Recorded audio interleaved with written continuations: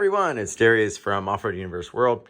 Wanted to do a quick shout out to Tom Morgan at Tom Morgan Racing and talk a little bit about this little button right here and what this is. Probably most of you know, but being a big bore guy that has KTM 550s and 500s and bikes like that, Quadzilla, which is right over there, which is a 500 as well. I've never done a decompression release on any of those, but recently I've kind of changed my mind.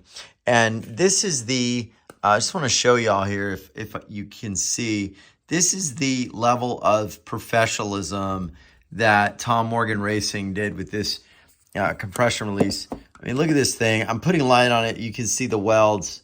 If you can even see them.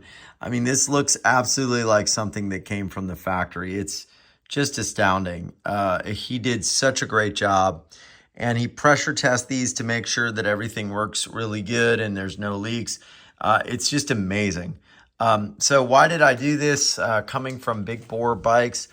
Well, a couple things. I know how to start a big bore. I'm not a wimp by any means, and I understand top dead center. I understand a big boot. I can start them left kick like my KTMs are, or I can start them right kick. And I mean, I got a KTM 440 right here, although that's not one of the harder bikes to start. And we've got a kick start lever that's over on, this side, which is the left, right? And then if you see the KX500, we got a Kickstarter here on the right. So I can do both. Not a big deal for me. I understand the technique and all of that. But the reason I'm doing this is, number one, if your bike stalls off-road and you're wet, you're muddy, you're tired, you're fatigued, it's no fun to try to start them with full compression. Second reason, though, is probably the most pressing. And that is that these parts for these bikes are getting harder and harder to find. We love the big bores, but let's face it, the factories are not making all the parts they used to. And the parts like the kickstart mechanisms and kickstart gears are actually not being made very much at all. And that's the reason.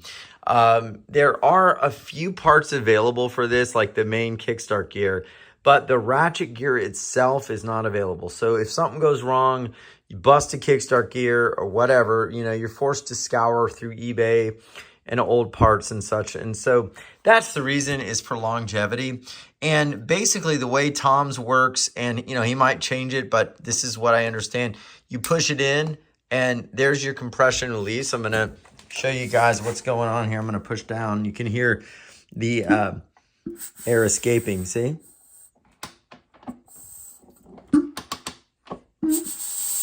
There actually is a little hole right here. I don't know if you can see it, but the air will escape that. Now, once the motor starts, it'll pop out automatically because, the compression is going to be too much and too fast. So certain pressure builds up, pops out, and you're done.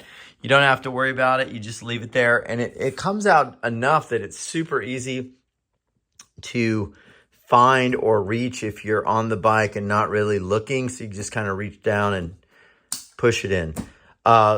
Amazing, pressure tested. So if you're looking for that, or you've got a big bore, check it out with Tom Morgan Racing. Truly amazing stuff and extremely high quality. So I just want to give that shout out to Tom. Thanks, Tom, and I hope that anybody who wants to do this to their bike, if you kind of see the writing on the wall with some of these parts, and you also, don't want to have a hard time, definitely check it out. And just to give y'all a little bit of update here, the bike that's actually a lot harder to start than a KX is the KTM 550. Most of you watching this video who would try to start this with a left-hand kick, you would not be able to. I don't care who you are. You probably will not. I don't even care if you're 250 pounds. You're probably going to have a hard time. And I still start this thing without the decompression release, although I might end up sending it off to Tom to do that. So it's not a matter of not knowing how or being wimpy. It's also being smart with older equipment and parts that just aren't available. That's all.